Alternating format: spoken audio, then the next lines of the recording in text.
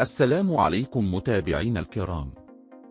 ضربت هزة زلزالية جديدة عددا من مناطق المملكة وفق ما أكدته مصادر متطابقة، وأبلغ مواطنون عن شعورهم بالهزة في مناطق عدة منها مدينة مراكش وأمزميز وأسكن بجماعة مولاس بإقليم ترودنت وغيرها وفق ما تم رصده على مواقع التواصل الاجتماعي.